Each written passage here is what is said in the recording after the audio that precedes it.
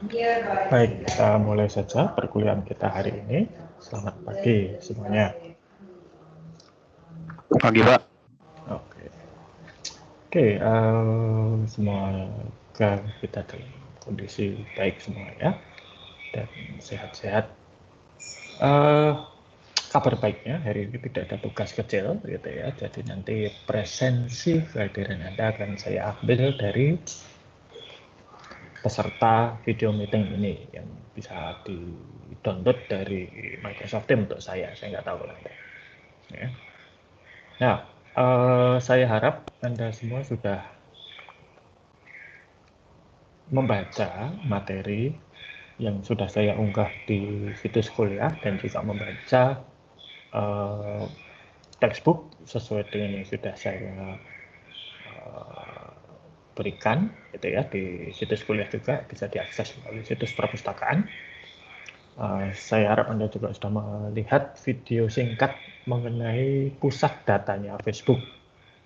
Ya, jadi saya tahu Anda mungkin sudah tidak banyak yang menggunakan Facebook, tapi Anda menggunakan beberapa produknya Facebook, gitu ya, antara lain Instagram ini biasanya cukup sering digunakan. Nah, Instagram itu adalah produk Facebook.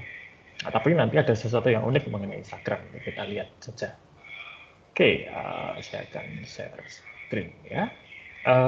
Seperti biasa, perkuliahan ini direkam dan nanti hasil rekamnya akan diunggah ke YouTube untuk bisa dilihat ulang kalau membutuhkan. Kemudian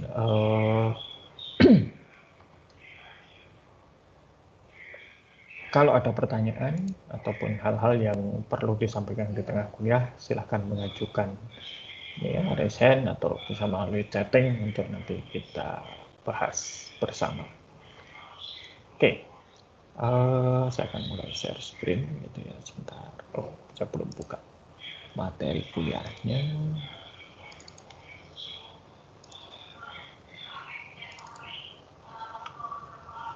Nah, hari ini kita akan bicara mengenai infrastruktur. Infrastruktur IT. Saya kira kalau Anda mengikuti perkembangan pembangunan di Indonesia dalam beberapa tahun terakhir ini, berbagai istilah infrastruktur itu terus-menerus didengungkan. Banyak yang membahas, banyak yang bicarakan dengan segala macam pro dan kontranya. Ya, biasa. Nah, infrastruktur itu memang biasanya cukup mahal ya, dan cukup membutuhkan waktu untuk mengembangkan. Tanpa infrastruktur, ya sulit sekali untuk bisa menyelenggarakan satu layanan atau melakukan sesuatu hal. Misalnya ya, kalau infrastruktur jalan saja, ada desa yang menghasilkan sayuran. Nah, sayuran itu supaya bisa dibawa untuk dipasarkan dan menjadi penghasilan, perlu infrastruktur berupa jalan, perlu infrastruktur berupa transportasi umum, dan banyak yang lain. Nah,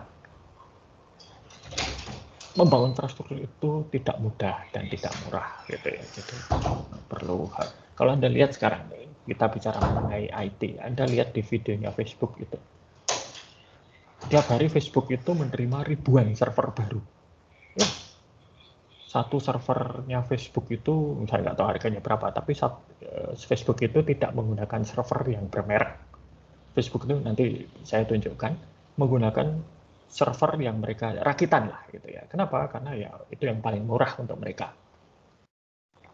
Dan tidak harganya murah, tapi kualitasnya bisa dipertanggungjawabkan. Ya. Saya pernah mengoperasikan, jadi saya dulu menjadi project manager untuk satu situs fotografi terbesar di Asia Tenggara, Photographer.net. Ya, silahkan cari di YouTube, ada video saya menjelaskan Photographer.net gitu ya. Nah, itu kami dulu membeli 3 server baru. Satu server itu harganya 25 juta rupiah. Ya. Sebagai gambaran, satu desktop komputer pada waktu itu harganya lengkap dengan monitor itu hanya sekitar 5 juta rupiah, yang bagus ya. Nah, ini server dong. Jadi bisa dibayangkan kalau ribuan server, katakan harganya satu saja 25 juta rupiah. Facebook itu menerima ribuan ya, katakanlah 2000. Berarti sudah berapa? 25 miliar, 50 miliar rupiah sehari hanya untuk server saja. Ya, sorry. Jadi Anda bisa bayangkan ya bagaimana besarnya infrastruktur yang dibangun Facebook. Oke, saya akan mulai share screen sekarang ya. Jadi kita mulai dari materi ini dulu saja ya. Oke, infrastruktur dan emerging technology. Nah,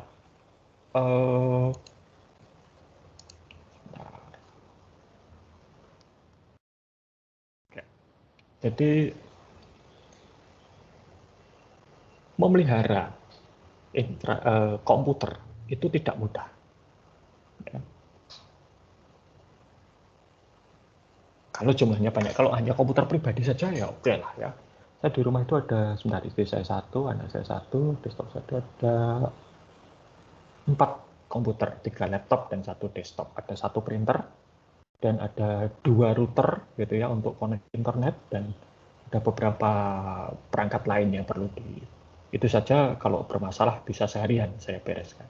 Nah, saya dulu tahun 2006 sampai 2008 ya, 2,5 tahun lah, saya menjadi kepala lab di fakultas kita. Ya, dan saya pada waktu itu bertanggung jawab terhadap 200 unit komputer. Wah, itu perawatannya luar biasa. Ya.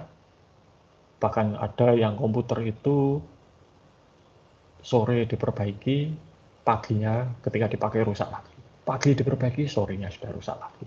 Begitu seterusnya. Belum lagi kalau instalasi. Kalau Anda beli komputer baru, kemudian Anda install sampai lengkap, siap digunakan, itu butuh waktu berapa lama? Ya. Kalikan itu 200. Dan 200 itu semua harus konsisten sama. Nggak bisa kalau di komputer nomor 1 MS Word-nya jalan, tapi di komputer nomor 17 MS Word-nya bermasalah. Nggak bisa seperti itu.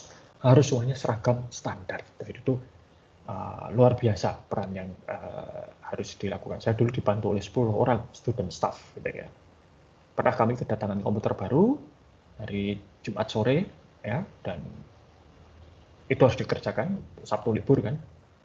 Hari Sabtu dan Minggu lembur sampai jam 2-3 pagi, menyiapkan komputer itu sehingga hari Senin ketika lab dibuka untuk mahasiswa jam 7 pagi, komputer-komputer baru itu sudah siap digunakan. Dan itu yang terjadi. Saya dan student staff saya, kami bersebelas gitu ya, dibantu beberapa dosen yang lain dan karyawan, itu kerja lembur membereskan itu sampai jam 2-3 pagi. Ya. Selama 3 hari berturut-turut. Sampai ada student staff saya yang dimarahi pacarnya gitu ya, karena mungkin melewatkan malam mingguan bersama. Dan ada juga yang ya sebagian besar student staff saya ketika hari Senin itu tumbang gitu ya, sakit. Oke. Nah, infrastruktur itu apa atau kalau untuk IT? Infrastruktur itu adalah kumpulan perangkat fisik, jadi hardware ya, dan berbagai macam yang lain. Tidak hanya hardware, nanti kita bisa, Anda sudah bisa lihat di Facebook itu ada listrik juga, ada pendinginan juga ya, yang tidak dipertunjukkan tadi mungkin di Facebook itu adalah pemadam kebakaran gitu ya. Lalu ada software yang diperlukan semuanya itu untuk menjalankan organisasi. Kalau di Atmajaya apa? Ya tentunya ada komputer yang digunakan, ada server, lalu ada juga koneksi internet, kabel, wifi, ya, dan lain sebagainya. Itu yang perlu disiapkan. Lalu juga tentunya ada berbagai layanan yang juga harus disiapkan, seperti situs kuliah, Microsoft Teams ini, dan lain sebagainya. Jadi layanannya apa saja? Layanannya itu adalah platform komputasi, nanti kita bahas secara khusus ya. Layanan telekomunikasi, wifi, internet, layanan manajemen data, software aplikasi, fasilitas fisik, maupun juga tata kelola edukasi dan layanan-layanan lain. Ya. Modelnya seperti ini. Ya. Nah, ini kita mulai dari infrastruktur itu.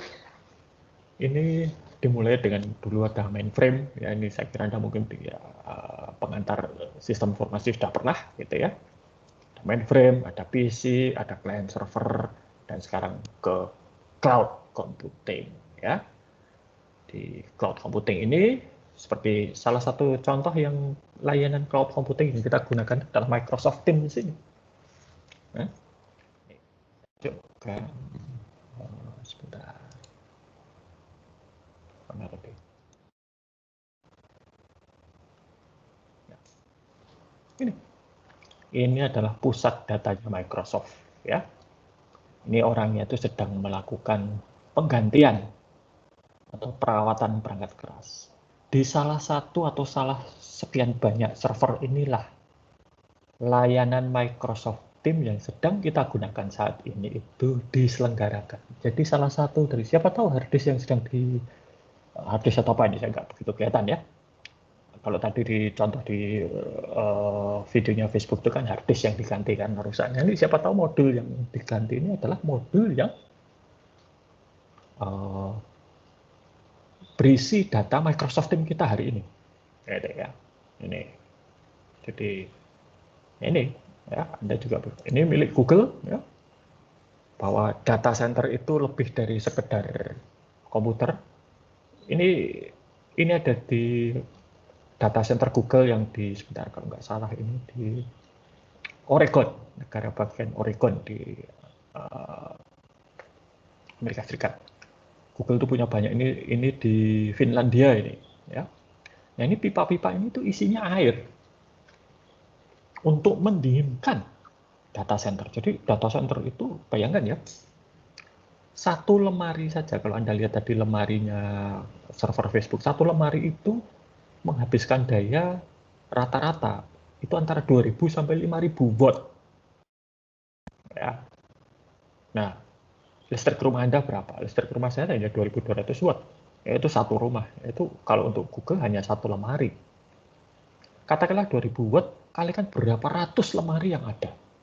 Nah, bisa dibayangkan betapa panasnya yang dihasilkan. Kalau Anda dulu pernah belajar fisika, watt itu kan satuan kalor ya, kalori, tenaga.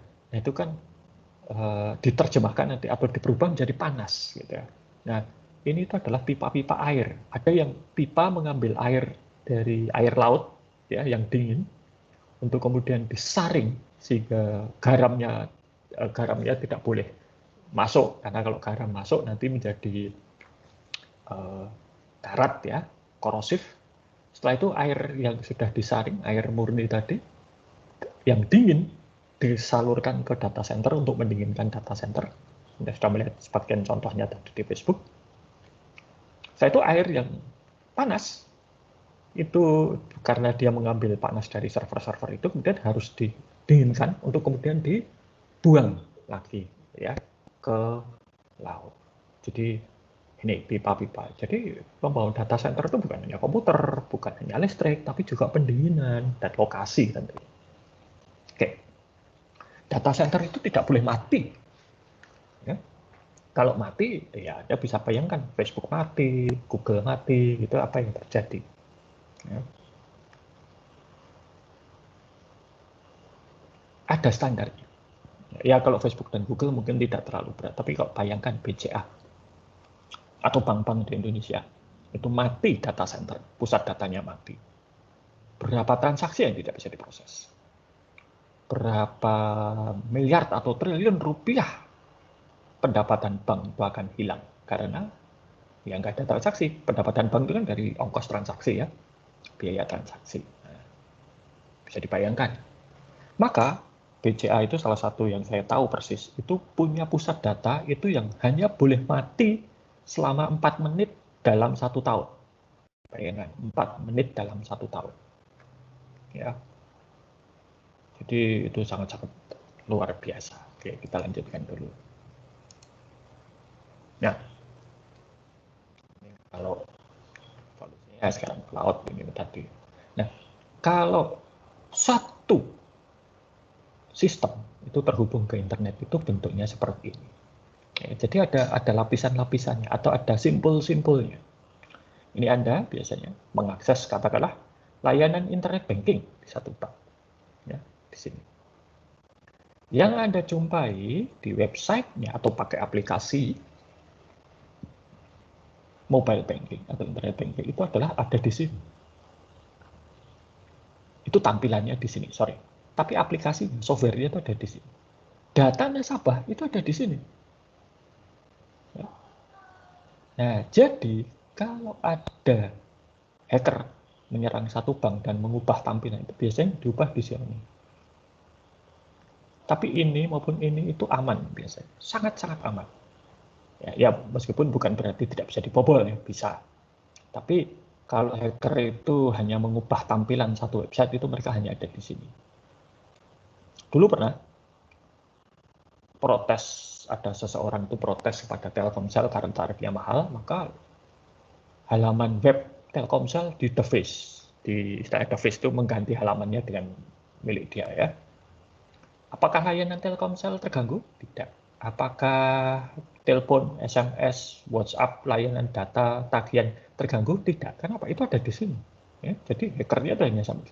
Itu ekuivalen dengan kalau di kampus kita, papan nama kampus kita itu dicoret-coret.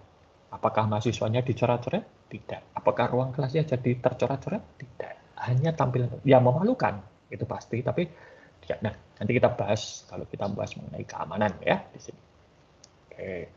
Nah, komputer itu berkembang pesat, gitu ya, tiap tahun.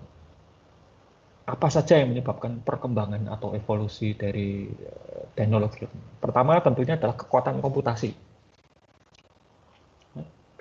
Ada yang namanya Moore's Law. Morse ini Gordon Moore, kalau Anda ingat, itu adalah salah satu pendiri Intel. Dia dulu setelah melihat perkembangan chip komputer itu meramalkan bahwa kekuatan komputasi, di sini kekuatan komputasi itu begini. Jadi chip komputer itu di dalamnya ada yang namanya transistor. Jadi chip komputer, prosesor komputer itu isinya transistor. Nah, Gordon Moore itu mengamati bahwa di dalam satu bidang chip yang sama, itu jumlah transistornya meningkat setiap 2 tahun sekali. Meningkatnya 2 kali lipat. Jadi setiap 2 tahun tuh, jadi kalau misalnya ya tahun ini 2020 ada 1000 transistor, nanti tahun 2022 menjadi 2000 transistor, 2025 menjadi 4000 transistor, dan begitu seterusnya. Nah kemudian Intel, tempat Moore ini bekerja dan sebagai pendiri, merevisi ramalan Moore atau hukum Moore ini dengan tidak 2 tahun, tapi 18 bulan setiap 1,5 tahun. Jadi 1,5 tahun, ini kan Intel baru saja mengeluarkan prosesor baru mereka. Nanti 1,5 tahun akan muncul yang lebih kuat lagi, 2 kali lebih kuat. Caranya bagaimana? Ukuran transistornya itu diperkecil. Ya, ini coba saya sebentar ini saya tampilkan ya.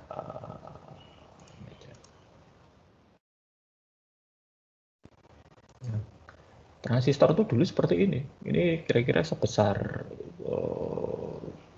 apa ya? Ini sebesar baterai jam itulah ya. Ya kayak gini, gede. Nah inilah yang diperkecil sampai ukurannya itu menjadi nano. Nah, ini nano, ya kecil sekali gitu. Yang kedua, jumlah data yang disimpan itu tiap tahun bertambah. Ya. Flash disk pertama yang saya miliki itu tahun berapa ya? 2004, 2003, 2004. Itu harganya $30 ya. Kalau sekarang mungkin Rp180.000. Itu kapasitasnya hanya 32 mega. Bayangkan ya 32 mega. Sekarang dengan harga Rp180.000 mungkin sudah dapat yang puluhan giga, 32 atau 64 atau bahkan mungkin 128, saya nggak tahu. Ya, terakhir saya beli 64 itu harganya sekitar 100 ribuan. Jadi media penyimpanan ini bertambah besar. Gitu ya. Oke, lalu ini tadi Moore's Law ya. Ini, ya, ini harga transistor. Ya. Dulu satu transistor itu harganya $10. Sekarang sekarang satu transistor itu 10 juta dolar, satu transistor. Ya. Jadi ukurannya itu semakin kecil, semakin kecil, semakin kecil. Nah, sudah diramalkan bahwa Moore's Law ini satu saat akan berhenti, tidak bisa terus. Ya. Mengapa? Bahan baku dari chip komputer itu adalah silikon. Ya. Dan silikon ini semakin diperkecil, bisa, tapi pada satu saat dia akan menghadapi hambatan, yaitu apa? Tidak mungkin transistor itu lebih kecil daripada atom silikon. Ya, jadi Moore's Law atau hukum Moore itu akan berhadapan-hadapan dengan hukum fisika. Di dunia ini, hukum yang tidak bisa dilanggar manusia itu adalah hukum fisika. Hukum agama, hukum politik, hukum negara bisa dilanggar, tapi hukum fisika tidak. Ya, ini. Nah, lalu bagaimana ya? Terpaksa harus cari materi lain. Contohnya apa? Ini pipa nano ini ya digunakan juga untuk membuat chip gitu ya. Ini terbuat dari karbon.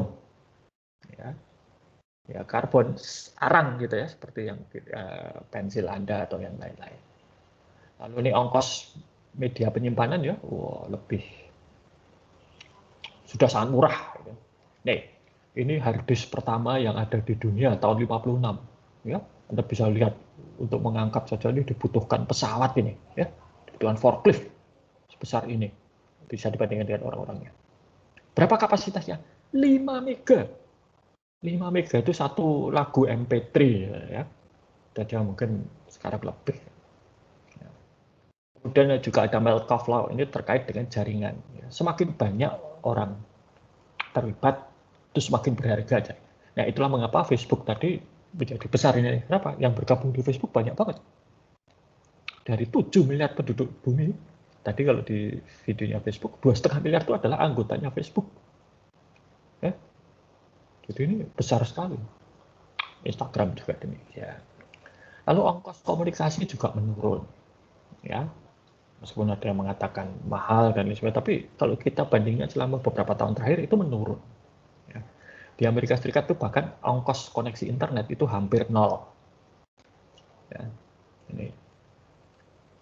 Nah, juga ada banyak hal-hal lain yang mendorong kemajuan, yaitu adanya standar. Ya. Semuanya standar. Nah, ini standar saya akan sekarang menunjukkan pada Anda. Ya, tadi saya sudah mengatakan Facebook itu tidak beli server yang bermerek. Mereka buat sendiri. Ya, itu yang disebut Open Compute Project. Jadi Facebook itu membuat sendiri desain komputernya dan itu di-share dan ini dipakai. Ya. Nah, ini namanya Open Compute. Jadi kalau Anda mau bikin server bisa nih mengambil contoh desain dari sini gitu ya, misalnya di siapa saja ini marketplace kalau mau beli ya, ini ada nih. Kalau mau beli servernya Facebook sama. Ya. Google juga membuat sendiri server mereka. Ya. Bahkan di dalam servernya Google itu mereka menyertakan aki, baterai kering, ya, sama seperti laptop gitu. Jadi ada baterainya, sehingga kalau listriknya mati itu masih bisa beroperasi. Oke, ini open computing project tadi ya. Nah, kita lanjutkan lagi. Jadi itu standar, ya. Komputer apapun dipakai dimanapun bisa. Standar yang lain apa? Internet misalnya. Nanti kita bahas secara khusus bagaimana internet itu bekerja. Tapi sekarang bayangkan, Anda memotret makanan dengan handphone Android, diunggah ke Instagram. Nanti seseorang dengan iPhone atau iPad bisa melihat foto tersebut. Ya, zaman dulu sulit sekali. Ya. Nah, infrastruktur itu ada 7 komponen ya, hardware, sistem operasi, layanan software enterprise ya, layanan manajemen dan penyimpanan data, layanan telekomunikasi, internet dan konsultan ya. Jadi konsultan ini termasuk infrastruktur, maka orang-orang seperti saya jadi konsultan itu ya, tetap dapat penghasilan gara-gara itu gitu ya. Oke, kita lihat sekarang. Nah, hardware-nya apa? Macam-macam. Ya, komputer tradisional ya, laptop, desktop, maupun juga yang sekarang mengemuka adalah yang mobile, smartphone, tablet. Meskipun mungkin smartphone dan tablet belum bisa menggantikan 100% fungsi dari komputer tradisional. Ya, di rumah itu TV sudah sangat jarang dipakai gitu ya. Sekarang pakai nonton ya streaming gitu kan. Entah di YouTube, entah di Netflix dan sebagainya. Dan dari server itu ada blade server, ya, ada macam-macam, ada mainframe, ada chip komputer, ya. Chip komputer itu sekarang ada 2 yang pemain utama, Intel dan AMD. Ya. Jadi kalau di kalangan mobile itu ada Qualcomm dan Samsung ya yang mengemuka serta Apple ya. Sistem operasi ya.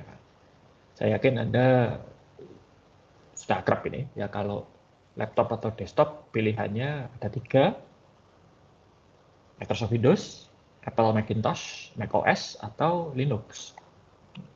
Apple macOS sementara ini eksklusif hanya untuk produk-produknya Apple ya.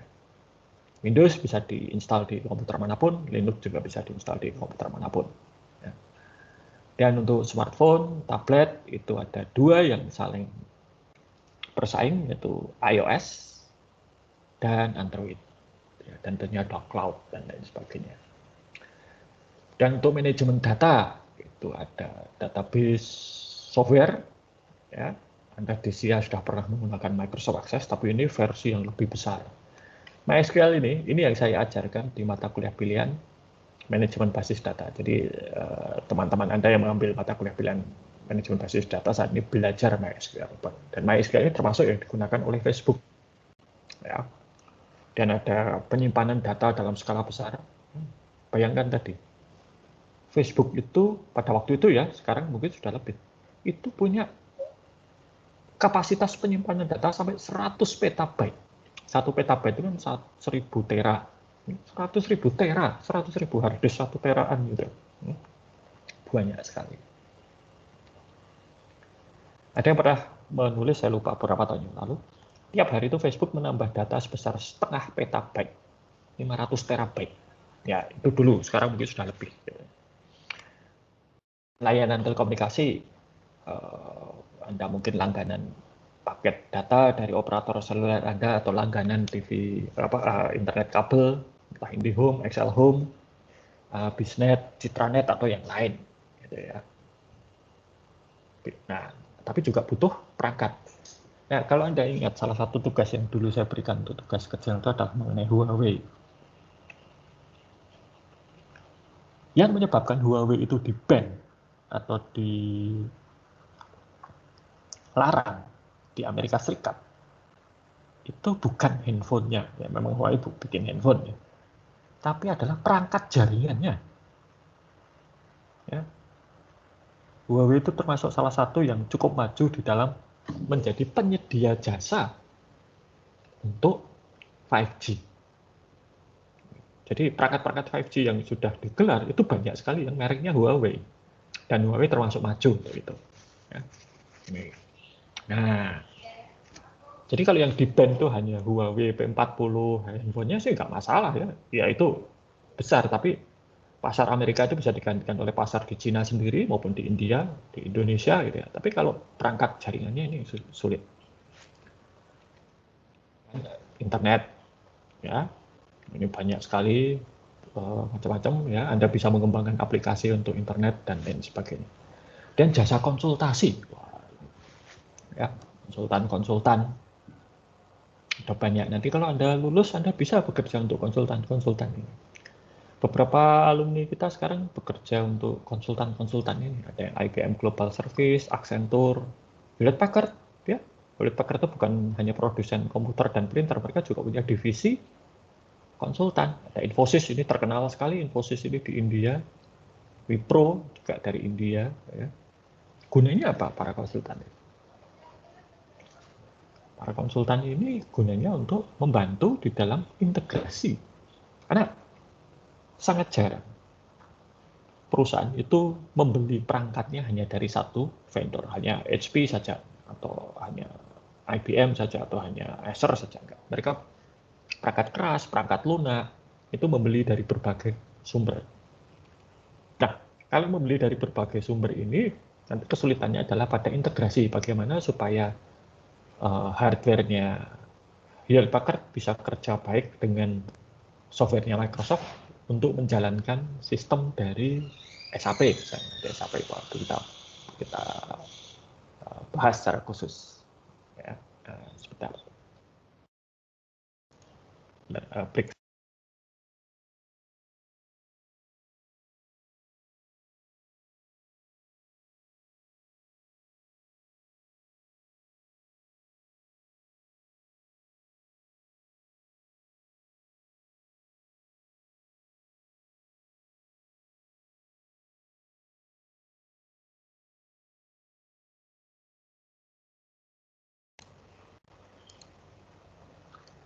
baik kita teruskan ya.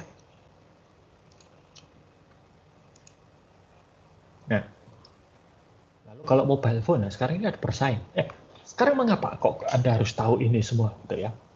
Harus tahu ada desktop, laptop, harus tahu ada Mac OS, harus tahu ada Windows, harus tahu ada Hewlett Packard dan lain sebagainya. Jika nanti Anda itu bekerja, entah sebagai wirausaha atau karyawan, apalagi nanti Anda berada pada posisi pembuatan keputusan, besar kemungkinan Anda akan harus memutuskan beli perangkat yang mana. Ya. Oh, akan membelikan karyawan smartphone. Nah, smartphone yang mana? iOS, Android, atau zaman dulu ada BlackBerry, sekarang ada. Atau tablet saja. Sebaiknya karyawan saya itu dilengkapi tablet atau laptop.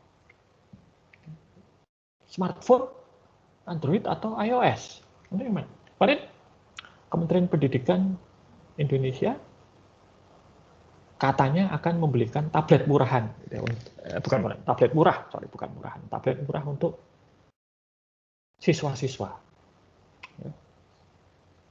Nah, lalu bagaimana? Apakah tablet ini keputusan yang tepat? Beberapa tahun yang lalu, saya pernah mendengar satu cerita gitu ya. Ini namanya terpaksa tidak bisa diungkapkan karena agak memalukan. Jadi ada satu lembaga donor itu yang ingin memajukan pendidikan di Papua. Mereka melihat beberapa sekolah di Papua itu banyak yang tidak punya sarana laboratorium komputer, padahal komputer penting untuk pendidikan masa depan. Lalu mereka buat proposal, cari dana, dan kemudian mendapatkan dana untuk membangunkan lab komputer. Oh, bagus, modern, dengan teknologi baik. Tapi apa yang terjadi?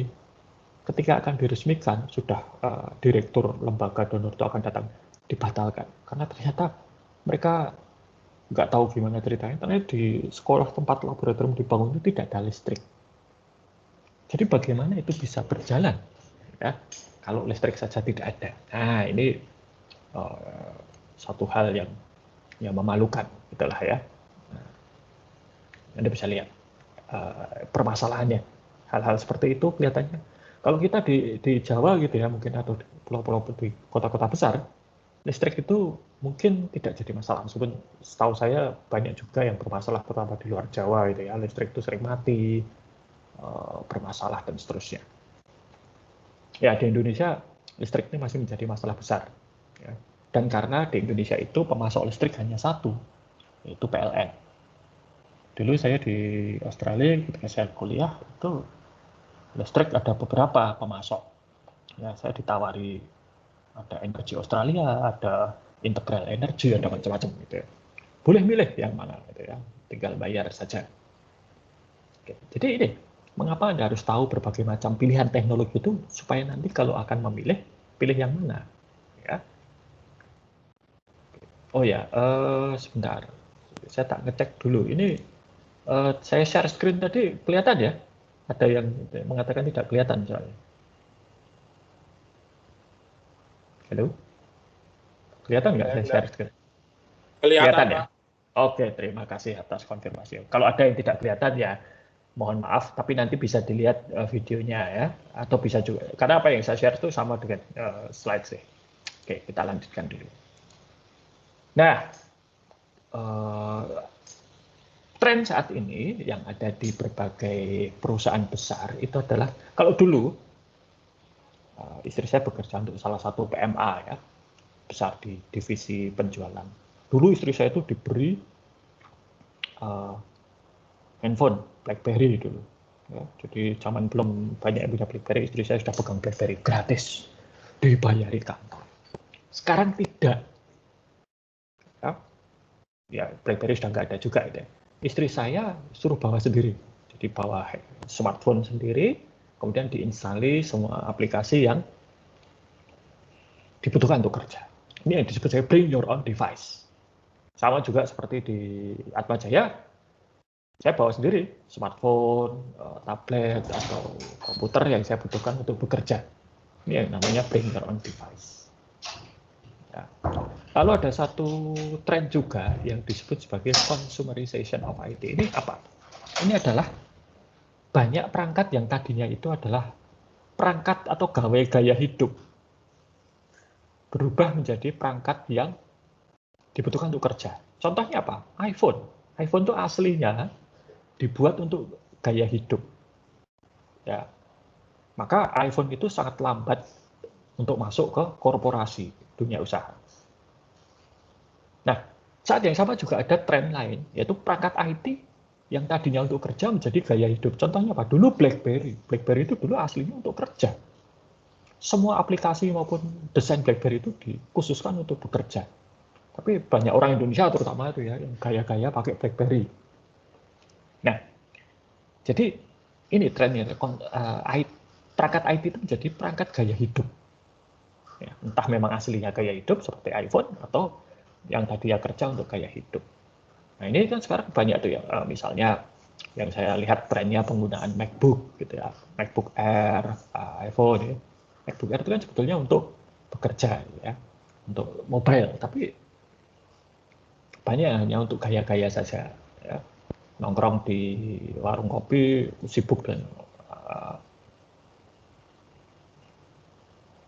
MacBook-nya ternyata hanya untuk media sosial misalnya. Zaman dulu banyak orang yang seperti ini itu untuk bekerja ya, untuk macam-macam, untuk nulis buku, nulis naskah dan lain sebagainya. Dan ada quantum computing. Quantum computing ini bentuknya seperti ini. Ya, ini quantum computing dari IBM kalau saya tidak salah. Tidak menarik. Ya, tapi apa quantum computing ini? Transistor, komponen dasar chip komputer, itu bekerja berdasarkan prinsip biner, 1 dan 0. Jadi transistor itu pada satu saat hanya bisa menyala, yaitu 1, atau mati, yaitu 0. Nah, 1 atau 0 ini kemudian dari jutaan transistor, itu menjadi satu metode pengolahan data yang besar. Tapi pada dasarnya masih hanya bisa 1 atau 0. Tidak bisa kedua-duanya. Nah, kuantum komputer itu menggunakan prinsip fisika kuantum itu untuk pengolahan datanya tidak hanya 1 atau 0, tapi dia bisa 1 atau 0 atau 1 dan 0 pada saat yang bersamaan. Dari situ saja, untuk satu transistor kalau dia kuantum itu bisa 3 kali lebih kuat daripada transistor biasa. Bayangkan kalau itu menjadi seperti prosesor yang miliaran transistor, berarti kalikan 3. Nah, ini penyederhanaan ya, aslinya jauh lebih rumit dari itu, tapi kira-kira seperti itu. Jadi yang namanya quantum state atau kondisi kuantum itu, satu benda itu bisa berada pada posisi menyala atau mati gitu ya kalau komputasi. Dan ada virtualisasi. Virtualisasi itu apa? Kalau Anda lihat dalam satu komputer ya, itu hanya ada satu sistem operasi, gitu kan?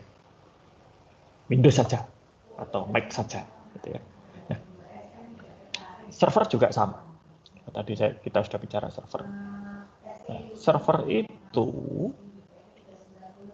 ternyata ketika dipakai, prakteknya utilisasinya rendah, hanya 70% nganggur. Kenapa nganggur? Jadi komputer itu kan bekerja dengan cara apa toh? Ini ya, komputer itu bekerja dengan cara menerima instruksi, instruksi ini diolah oleh prosesor dan kemudian dikembalikan kepada pemberi instruksi. Nah, sering sekali di dalam komputer itu prosesornya nganggur. Jadi kalian mencetak, kalian perintahkan komputer mencetak. Komputer akan mengambil data dari hard disk dan data itu dikirim ke printer untuk mencetak. Udah selesai. Berarti sekarang yang terjadi apa? Nunggu printernya kan? Nah, komputernya nganggur. Lalu apa yang harus terjadi? Nah, itulah yang terjadi pada server. Ya. Maka nganggurnya banyak. 70% lebih itu nganggur. Nah, maka kemudian dibuat namanya virtual. Ya, virtual itu seolah-olah di dalam satu komputer itu ada lebih dari satu komputer. Dalam satu komputer fisik ada lebih dari satu komputer virtual. Ini ya, kotak-kotak kecil ini. Ini satu komputer virtual. Jadi kalau misalnya ini nganggur, kekuatan komputernya bisa dipakai di sini. Nanti kalau ini nganggur, kekuatan komputernya bisa dipakai di sini, bergantian. Sehingga seolah-olah ada lebih dari satu komputer. Nah, dengan cara virtualisasi ini, utilisasi komputer, server-server itu bisa meningkat menjadi sekitar 80%, ya, menjadi lebih hemat energi. Oke, cloud. Nah, ini ya, oke, cloud. Cukup rumit, ya. Tadi sudah lihat ya, Google ini bagaimana data centernya Google, data centernya Facebook ya, Anda sudah bisa melihat ini Microsoft tadi. Nah, ini Amazon. Oke, saya mau menunjukkan sesuatu. Semua ya, saya asumsikan atau banyak yang pakai lah, atau ya minimal tahu. Instagram kan milik Facebook. Oke. Ping itu adalah satu perintah untuk mengontak server tujuan dalam hal ini Instagram. Mereka hidup atau tidak. Ya, ini kita lihat, ini alamat. Nanti kita bicarakan pada saat bahas mengenai internet. Ini alamatnya Instagram. Ya. Nah, mari kita lihat alamat Instagram itu ada di mana. Ingat ya, Instagram itu kan milik Facebook. Nah, ternyata alamat ini tadi milik Instagram itu ternyata tidak berada di Facebook. Dia berada di namanya AWS. AWS itu adalah Amazon Web Service. Ini layanan cloud milik Amazon. Jadi di dunia ini, layanan cloud itu ada 3 besar. Terbesar itu adalah Amazon. Raksasa eceran Amerika Serikat itu ya, Amazon. Yang kedua itu adalah Microsoft. Kita termasuk penggunanya. Yang ketiga baru milik Google. Facebook nggak punya. Apa tidak masuk ke sana. Kalau Anda itu pengguna iOS, Anda tentu tahu layanan iCloud. Nah, iCloud itu sebagian menggunakan layanan dari Microsoft maupun juga dari Google. Jadi sebagian data iCloud Anda itu entah ada di Microsoft atau ada di Google. Jadi tidak ada di sini atau di sini. Ya, jadi tidak milik tidak milik Apple. Ya. Netflix itu juga tidak punya server sendiri. Mereka numpang di sini, di Amazon ini. Ya. Oke, kita lihat ini kompleks data centernya Amazon. Ya. Kita lihat keamanan. Wah, ini keamanan fisik bisa dilihat. Ya. Mereka keluar masuk diawasi. Ini ada pintunya itu ya, ada pagernya. Hal infrastrukturnya apa saja. Mereka tentunya keamanan, listrik, ya, ini genset, air dan lain sebagainya. Ya. Maka banyak perusahaan-perusahaan IT besar dunia itu membangun data centernya. Seperti tadi Facebook itu dibangun di Oregon, Google mereka punya di Finlandia. Itu supaya hawanya dingin. Kalau hawa lingkungannya dingin, tidak perlu banyak listrik untuk mendinginkan data centernya. AC-nya tidak perlu bekerja terlalu keras. Microsoft tuh bahkan sekarang sedang uji coba, mereka sudah punya data center yang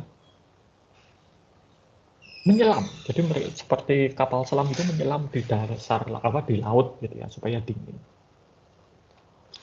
Ini dan lain sebagainya. Nah, ini tadi cloud computing seperti itu. Nah, layanan cloud itu apa saja? Infrastruktur. Jadi Anda tidak seperti Netflix gitu ya. Mereka nggak pengen beli server, udah beli aja. Bayar ke Amazon. Mereka juga bisa software as a service. Seperti kita Microsoft Teams ini disebut sebagai software as a service. Atma Jaya bayar Microsoft, kita tinggal pakai Microsoft Teams. Tidak perlu Zoom, tidak perlu Jitsi, tidak perlu yang lain. Cukup pakai Microsoft Teams. Ya. Nah, enaknya apa kalau cloud ini? Cloud ini bisa public, bisa private ya. Jadi bisa diakses secara umum, bisa juga diakses secara khusus. Hanya orang-orang tertentu. Yang jelas, nomor satu, mengapa pertimbangan kalau pakai cloud itu adalah meminimalkan investasi. Ini untuk bisnis penting sekali. Oke, Anda sudah lihat Facebook ya, videonya Facebook. Kalau usernya Facebook bertambah, berarti kekuatan dan kapasitas komputasi mereka harus ditambahkan. Berarti Facebook harus beli server. Ya, Anda juga melihat tadi di videonya Facebook, saya anggap setiap hari ribuan server datang. Nah, bagaimana kalau kemudian tiba-tiba dan ya ribuan server datang itu, beli server itu kan tidak seperti beli pisang goreng ya, begitu bayar terima barang langsung bisa dinikmati, tidak seperti itu. Harus di setup, harus diinstal, harus macam-macam.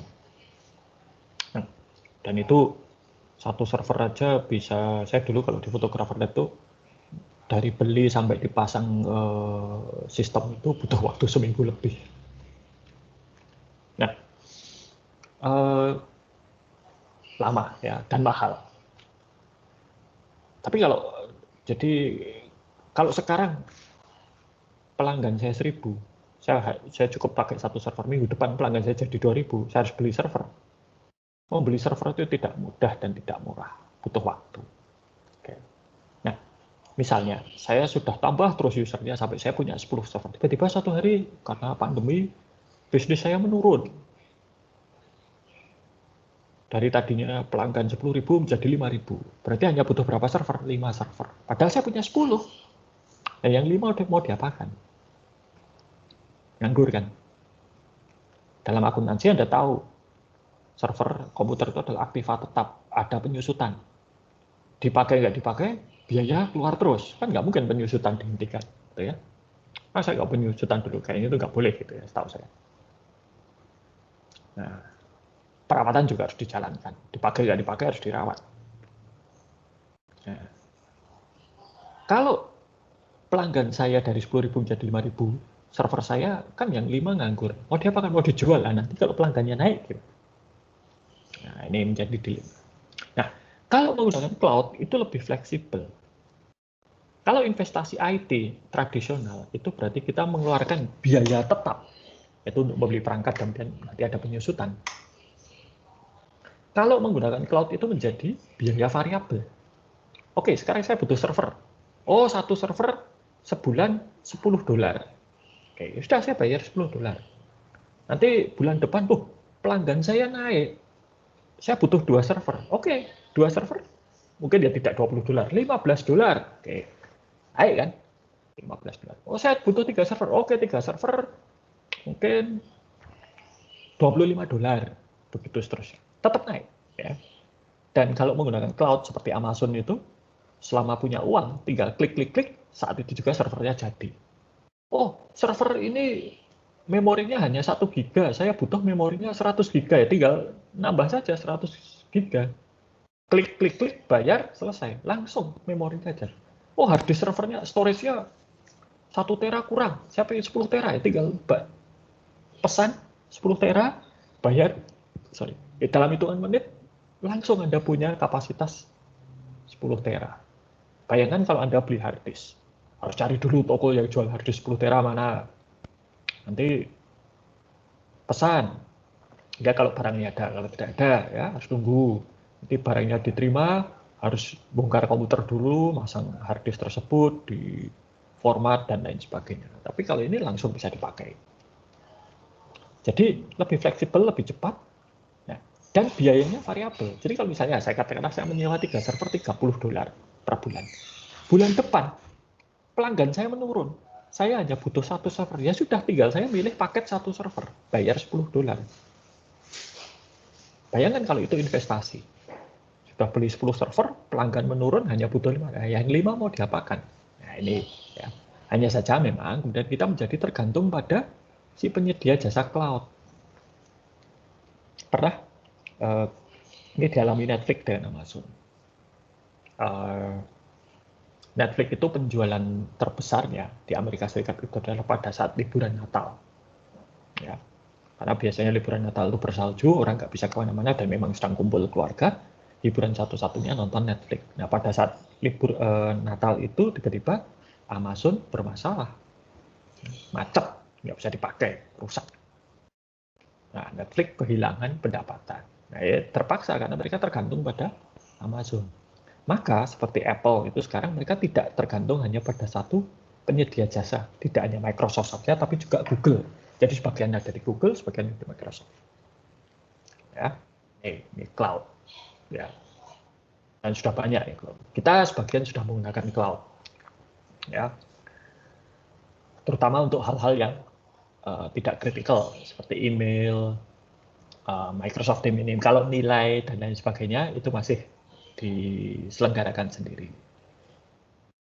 Lalu tentunya dari tadi saya sudah bicara banyak mengenai pusat data atau data center, dan itu membutuhkan listrik yang besar. Dan di Amerika Serikat, perangkat IT itu mengkonsumsi 2% dari total kebutuhan listrik. Ya. Dari mana itu dia? Dan itu meskipun perangkat listrik itu katanya banyak yang hemat energi, gitu ya, tapi tetap saja kan butuh listrik. Nah, listriknya dari mana? Banyak yang berasal dari sumber-sumber yang tidak ramah lingkungan. Salah satu yang paling besar pencemarannya itu adalah batu bara. Indonesia itu masih punya banyak PLTU itu, ya, dan batu bara itu meskipun murah itu adalah sumber listrik dengan pencemaran tertinggi. Oke, nah banyak perusahaan IT besar di Facebook, Google itu sekarang punya target mereka akan menggunakan listrik dari sumber yang terbarukan, sumber yang ramah lingkungan, sumber yang green. Mereka mengambil itu dari mungkin listrik tenaga angin, tenaga matahari, ya, atau sumber-sumber lain yang ramah lingkungan. Oke.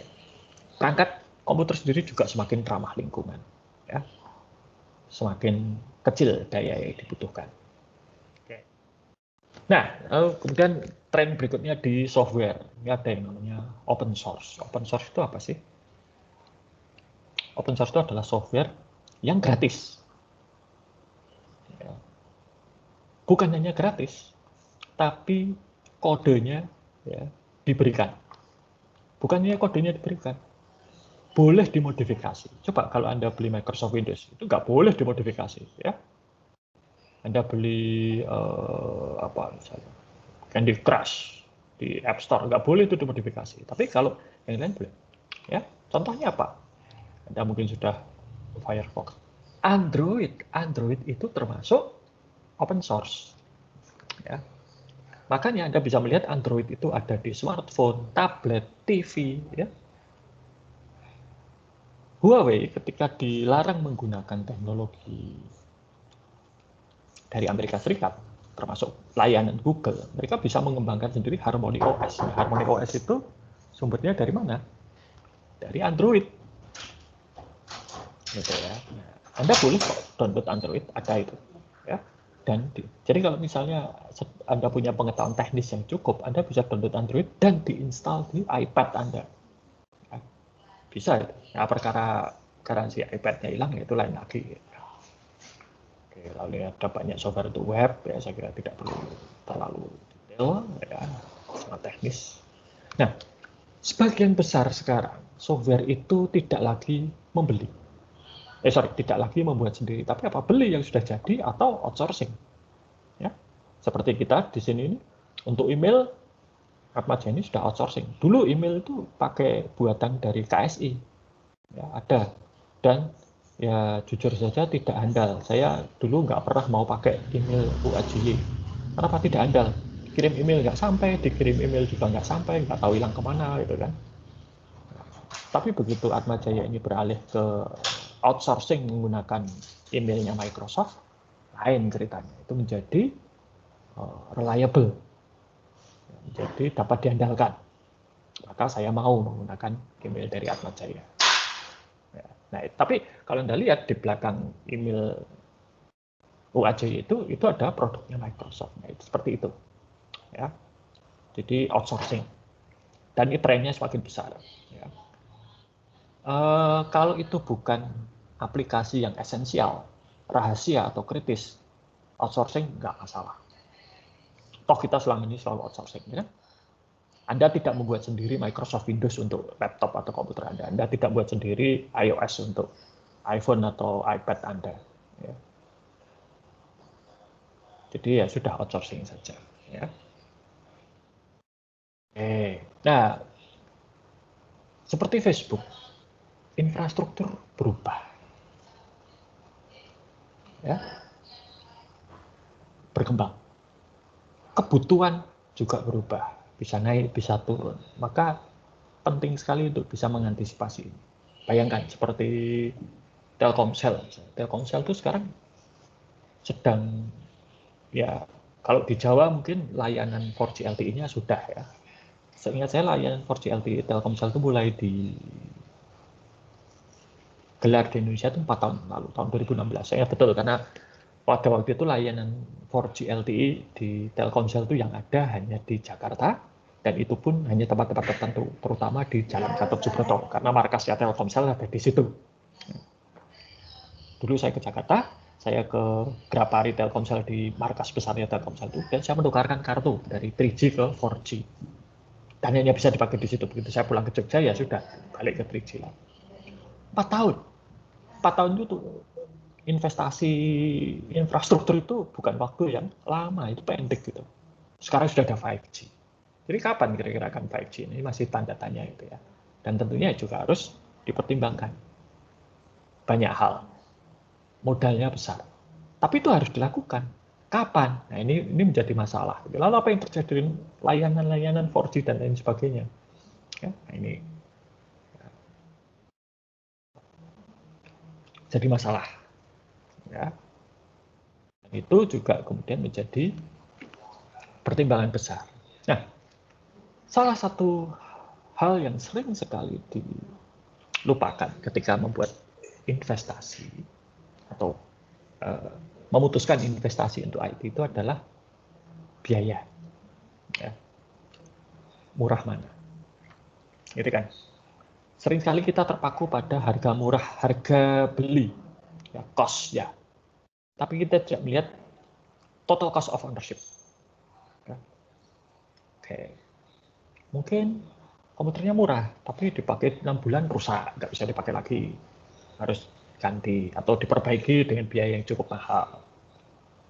Nah, itulah mengapa kalau saya dulu ya ketika tahun 2007, saya betul mengganti komputer-komputer di lab Fakultas Ekonomi dengan yang baru.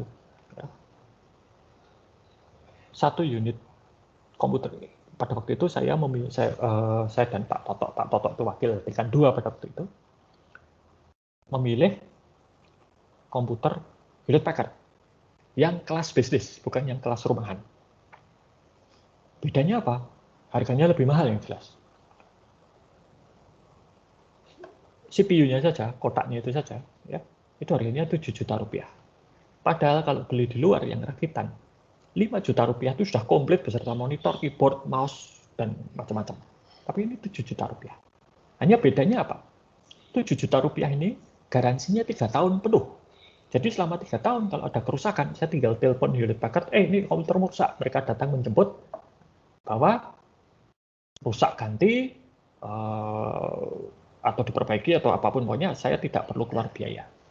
Ya, maksudnya saya tidak perlu keluar biaya. Kalau bahkan kadang-kadang kalau mereka punya komputer yang dibawa tadi, mereka pinjamkan komputer sementara supaya lab jalan terus.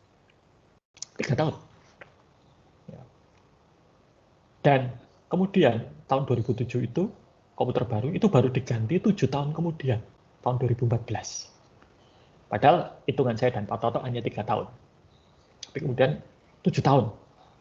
Dan 7 tahun itu, setelah 7 tahun setelah saya lihat, ya masih bisa jalan. Bagus. Ya memang lambat sih ya, karena kan softwarenya berkembang terus. Tapi masih bisa jalan dengan baik. Hardware-nya masih bagus. Itu, ya. Itu total cost of ownership. 7 juta, tapi selama 3 tahun tidak perlu mikir perbaikan, tidak perlu mikir rusak, dan rusak ya tinggal telepon nanti diperbaiki gratis. Dan kalau Anda menangani ratusan komputer, hal seperti itu sangat-sangat meringankan. Nah, lalu ada outsourcing. Tadi kita kembali ke outsourcing. Outsourcing itu, ini sudah selesai ya namanya. Outsourcing itu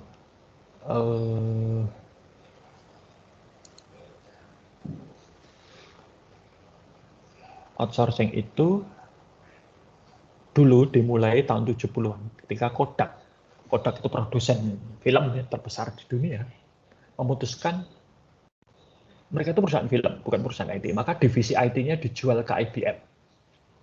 Ya. Dan ketika sudah dijual ke IBM,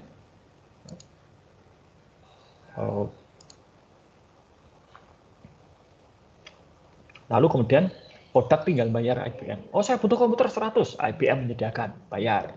Saya butuh 10 programmer, oke, IBM menyediakan 10 programmer. Saya butuh dibuatkan aplikasi ini, IBM membuatkan, bayar. Dah gitu. Ya. Tinggal bayar pokoknya. Nah, dan kemudian tren ini diikuti oleh banyak perusahaan. Kenapa? Wah, ternyata biayanya lebih murah. Lama-lama karena banyak yang melakukan outsourcing, biaya menjadi tidak murah. Kenapa? Wah, permintaan naik, supply-nya tetap. Harga naik kan, hukum ekonomi biasa. Lalu kemudian mereka perusahaan-perusahaan besar Amerika Serikat dan Eropa Barat ya, Australia juga mulai mencari mana ya yang lebih murah lagi. Wah, keluar negeri. Ya, maka mulai tren itu seperti offshore outsourcing. Kemana tujuannya? Nomor satu tujuannya adalah India. Di tahun 2007, yang masa jayanya outsourcing, India itu menguasai 70% pangsa pasar outsourcing dunia. Ya. Maka tadi kalau Anda lihat di daftar konsultan itu ada Infosys. Ya. Infosys itu perusahaan India. Di dunia IT itu ada satu standar, ya, bukan ISO, yang namanya CMM. CMM itu menunjukkan seberapa bagus proses IT di satu perusahaan, kualitasnya. CMM itu levelnya 1 sampai 5. Ya. Perusahaan dunia pertama yang berhasil meraih sertifikasi CMM level 5 itu adalah Infosys. Pada saat yang sama, perusahaan seperti Microsoft itu baru mencapai level 3. Nah, maka bisa dibayangkan ya, kualitasnya bagus, bahasa Inggrisnya oke meskipun ada aksennya gitu ya, harganya murah gitu kan. Maka kemudian rame-rame pekerjaan IT dari negara barat itu dilempar ke India. Wah, India berkembang pesat. Ya, maka itulah mengapa kalau Anda berkunjung ke berbagai fakultas IT di dunia, di negara barat, Anda akan menjumpai orang-orang India. Ya, saya bukan rasis ya, tapi ya seperti itu faktanya. Nah, tapi ternyata kalau Anda pernah LDR gitu ya, LDR itu sulit gitu kan. LDR pekerjaan juga jauh lebih sulit. Ya, kenapa? Komunikasinya susah. Ya. Dan ada perbedaan pemahaman antara orang India dengan orang Amerika Serikat. Ya, kok koordinasinya buruk. Maka kemudian orang-orang Amerika, perusahaan Amerika mengirimkan orang-orangnya ke India untuk koordinasi di sana. Dan itu mahal. Duh, kok nggak jadi murah gitu ya. Tadinya kiranya murah, ternyata nggak bagus. Harus kirim orang untuk ngawasi dan koordinasi. Ternyata mahal kirim orang untuk ngawasi dan koordinasi. Ya, oh bagaimana caranya? Dah, impor saja. Para tenaga ahli India ini diimpor untuk bekerja di Amerika Serikat. Dan ini juga tidak murah. Kenapa? Karena tarif di India itu begitu mereka dibawa ke Amerika Serikat, mereka harus tunduk pada hukum di Amerika Serikat. Padahal di Amerika Serikat tarifnya lebih tinggi. Ya, ini. Nah, termasuk salah beberapa contoh orang-orang India yang kemudian diimpor ke Amerika Serikat, gitu ya, dan berkembang. Itu adalah CEO-nya Microsoft dan Google. CEO Microsoft itu Satya Nadella itu dulu diimpor oleh Microsoft dari India. Dia imigran, bukan lahir di Amerika Serikat. Sundar Pichai itu juga dulu orang India, lahir di India, kemudian diimpor oleh Google ke Amerika Serikat dan sekarang menjadi CEO. Dan banyak juga yang lain. Ini. Nah, lama-lama terasa ini terutama pada zaman Presiden Obama bahwa outsourcing IT ini merugikan. Merugikannya apa? Zaman saya kuliah tahun 2000 sampai sekitar 2005, 5 tahun itu ya, jumlah pendaftar di Fakultas Teknologi Informasi itu menurun drastis. Saya itu dulu kuliah sekelas yang orang Australia kulit putih itu bisa dihitung dengan jari. Isinya orang Asia. Ya. Ketika saya sekolah menjadi asisten dosen, ngajar gitu ya, isi kelas saya juga orang Asia. Jarang sekali yang kulit putih Australia itu. Kenapa? Karena minat masuk ke fakultas IT dari mahasiswa lokal, mahasiswa dalam negeri itu menurun. Nah, kenapa? Nah, kalau lulus mau kemana? Oh, pekerjaannya dilempar ke India semua. Ya. Tahun itu juga, Atmaja itu kerjasama dengan Jerman. Beberapa dosen teknik industri itu dikirim ke Jerman, termasuk teknik informatika. Di sana ditanya, mau belajar apa? IT. Orang Jerman bingung. Loh, ngapain belajar IT ke Jerman? Orang Jerman aja belajar IT-nya ke India. Dampaknya apa? Nah, dampaknya kemudian terjadi kekurangan tenaga kerja di bidang IT. Oke. Apa konsekuensinya? Konsekuensinya ketika perusahaan-perusahaan di Amerika Serikat, Australia, dan Eropa Barat melihat bahwa ke India itu outsourcing, offshore outsourcing ke India itu ternyata tidak semurah yang dibayangkan. Mereka mencoba mengembalikan, udah nggak usah outsourcing, kerjakan di dalam negeri. Tapi dikerjakan di dalam negeri, siapa yang mengerjakan? Nggak ada. Yang kuliah IT sebagian besar mahasiswa asing, mayoritas bahkan. Tenaga ahli dalam negeri sangat kurang. Kalau kemudian ya itu tadi diimpor ya. Nah, maka pada zaman Presiden Obama menjadi presiden di Amerika Serikat, ada gerakan ngajari anak SD programming, coding. Wah, jadi anak-anak SD diajari coding dari itu. Supaya apa? Supaya mereka nanti begitu lulus kuliah sudah langsung siap bekerja. Ya, tapi itu prosesnya lama. Anak SD sampai kuliah itu berapa tahun? Ya? Katakanlah kelas 3. Kelas 3 masih 3 tahun, 6 tahun, kuliah. Masih 10 tahun. Padahal kebutuhannya sekarang, bukan 10 tahun lagi. Nah, itu kelemahan dari outsourcing. Baik, ini ada beberapa yang tadi seperti yang mengalami kesulitan, ya nggak apa-apa ya. Nanti saya perhitungkan sebagai masuk, tenang saja. Ya, oke. Nah,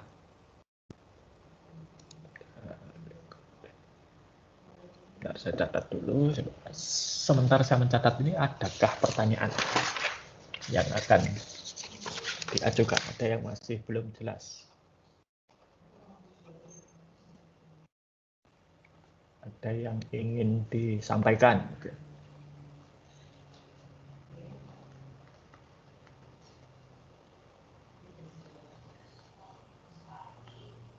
Ya, Petrus Tejo, silakan. Pak, saya mau nanya, Pak. Ya, oke. Kan berarti kan Facebook kan itu udah ini sama Instagram dan WhatsApp juga ya, Pak? Apakah itu data centernya itu jadi satu gitu atau tetap masih misah-misah gitu, Pak? Terima kasih, Pak. Oke, kalau WhatsApp saya nggak tahu. Itu boleh diturunkan tangannya Petrus ya. Kalau WhatsApp saya nggak tahu. Tapi kalau Instagram tadi Anda bisa melihat bahwa data center Instagram itu masih menggunakan Amazon. Ya, jadi tidak menggunakan Facebook. Nah, kenapa? Saya tidak tahu alasan persisnya. Saya belum pernah melihat. Tapi pengalaman saya itu begini. Menggabungkan dua sistem besar itu tidak mudah. Ya, apalagi Facebook dan Instagram itu dua sistem yang berbeda. Ya, itu tidak mudah. Lalu Instagram sendiri itu sebagai satu sistem kan butuh kapasitas besar. Nah, apakah Facebook punya dana untuk menggabung? Ya mungkin punya, tetapi kalau mereka akan mengambil Instagram dan disatukan ke dalam infrastruktur milik mereka sendiri, apakah biayanya itu bisa nutup? Ingat ya, ini bisnis. Facebook itu bisnis. Dan kalau bisnis itu ada giumnya satu. Benefit harus lebih besar daripada cost. Jadi kalau Instagram itu menghasilkan uang, dia pakai infrastrukturnya Amazon, ya sudah, biarkan saja. Gitu ya. Nggak masalah. Ya. Tidak ada kepentingan untuk masuk ke disatukan dengan infrastrukturnya Facebook. Itu pertama. Kedua, ini masalah redundansi. Menyatukan sesuatu itu bagus, menjadi lebih mudah terkendali. Tapi juga ada risikonya. Risikonya apa? Kalau infrastrukturnya Facebook mati, Instagram ikut mati. Nah, dengan dipisah begini, bayangkan ya, sangat sulit untuk Facebook itu untuk mati loh. Facebook itu punya 6 data center di dunia, tersebar di berbagai wilayah. Untuk bisa mati semua itu sulit, tapi bukan tidak mungkin. Pernah terjadi beberapa kali. seluruhnya mati. Itu pernah terjadi beberapa kali. Belum lagi yang salah satu mati atau bermasalah menyebabkan di daerah itu tidak bisa akses Facebook. Misalnya di Asia tidak bisa akses Facebook beberapa kali terjadi. Di Amerika Serikat Facebook mati sudah terjadi beberapa kali. Nah, dengan itu dipisah, yang satu numpang di Amazon, satu milik sendiri, itu kemungkinan kalau saling mengganggu itu berkurang. Gitu. Itu Mas Petrus. Semoga sudah bisa menjawab. Terima kasih, Pak. Sama-sama. Yang lain mungkin ada pertanyaan.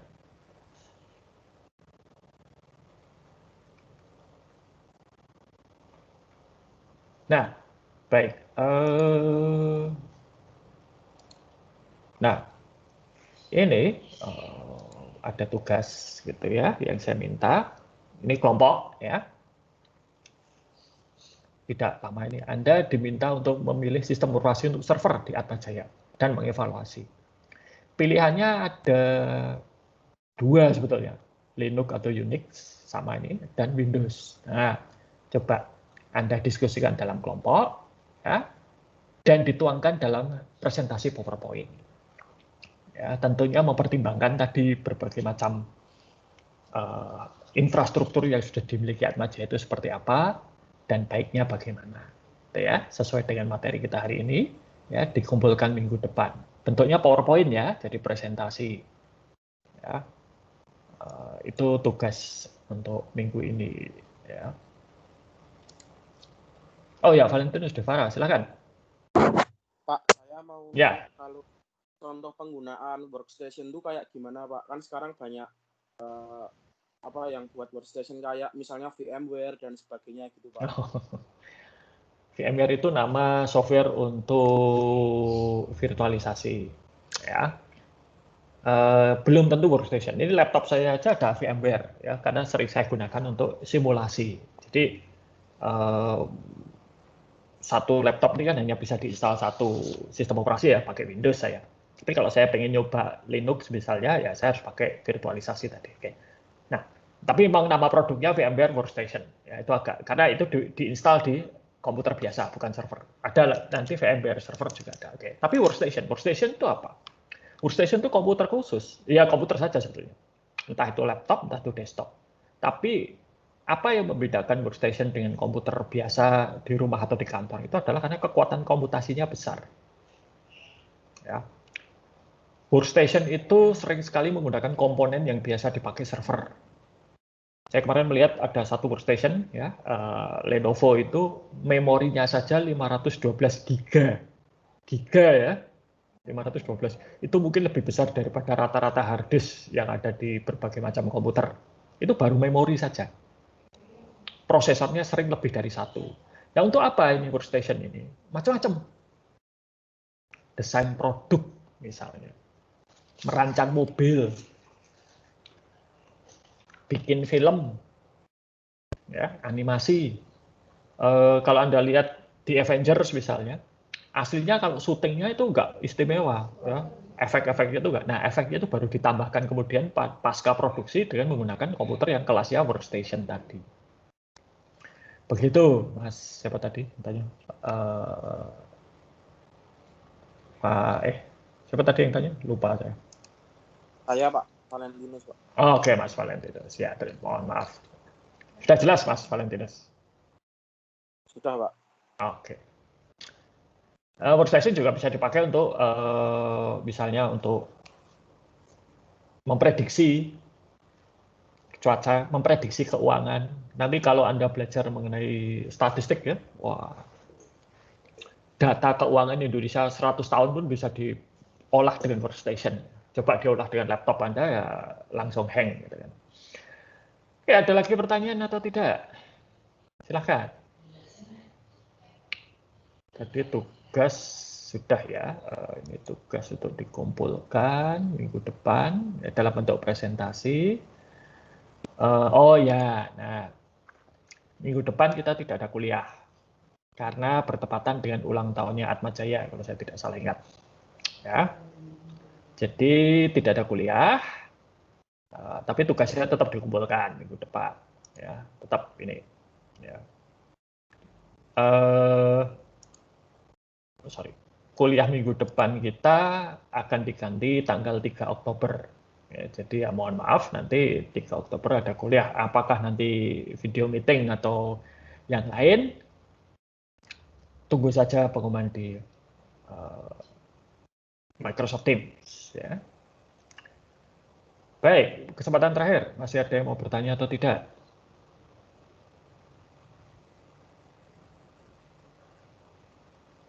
Baik, kalau tidak ada, saya kira cukup sekian perkuliahan kita.